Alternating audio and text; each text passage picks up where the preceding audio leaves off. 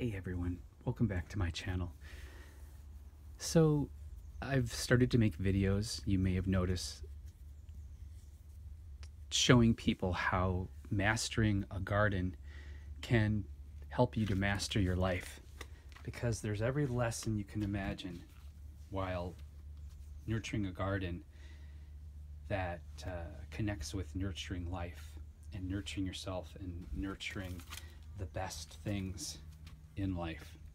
So with all these suicides that have happened recently, and the suicide rate being so high now around the world and in the US, and seeing people who seemingly had everything destroy their lives, I think it's a good topic for me to touch on today in the Garden of the Mind concept of nurturing yourself and learning how to perfect your life in regards to growing things and getting closer to nature.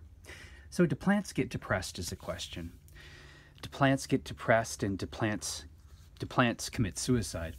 Well, of course a plant can't commit suicide because it physically doesn't have the means to move. But I think plants can lose their will to live when they're too stressed. And when does a plant get stressed? A plant gets stressed when it's not getting enough of something, when its pot is too small and it can't expand. It can't expand its life. It's choked out.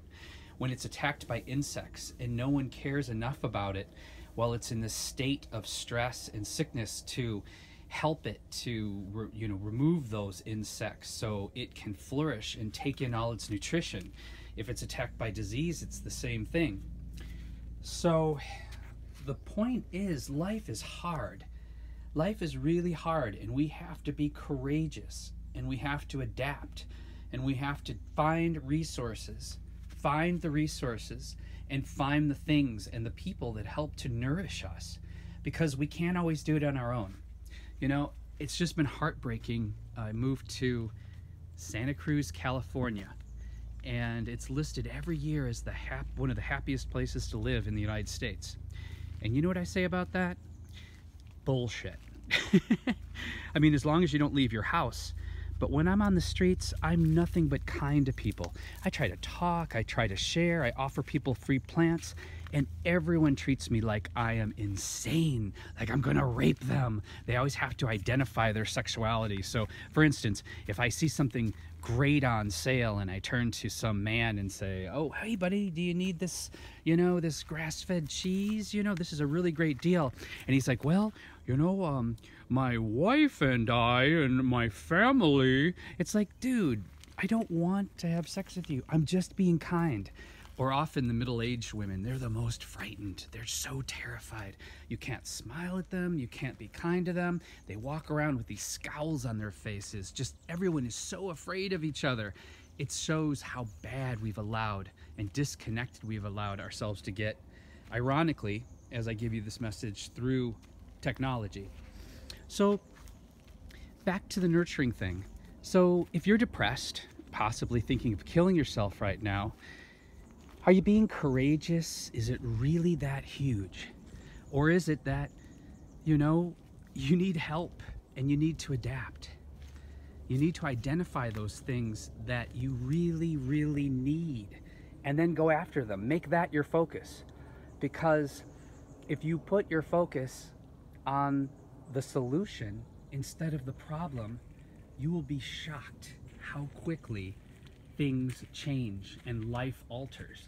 I was taught that by my spouse, who is from China, so they have a certain wisdom about them that is different than our culture. And whenever something goes wrong in our lives, all the energy goes into the solution and not the problem. And I tell you, we have very, very good lives that are considerably abundant and stress-free in comparison to when I look at other people's lives that are even in our same financial bracket. So I want you to not just look at yourselves today, but I want you to look out at your friends. I want you to look out at your friends and your family and your neighbor and say, is she stressed? Is he stressed? Is he suffering? Can I take them some plant food? Can I pick some bugs off of them? Can I make space for them? Maybe they just need space made for them. And you know what that means? It means putting them in a bigger pot, and making space for someone means just to listen. Don't try to fix their problems. Just let them talk. Make them feel that they're not alone, because we really aren't alone. We're just making this horrible choice to isolate ourselves.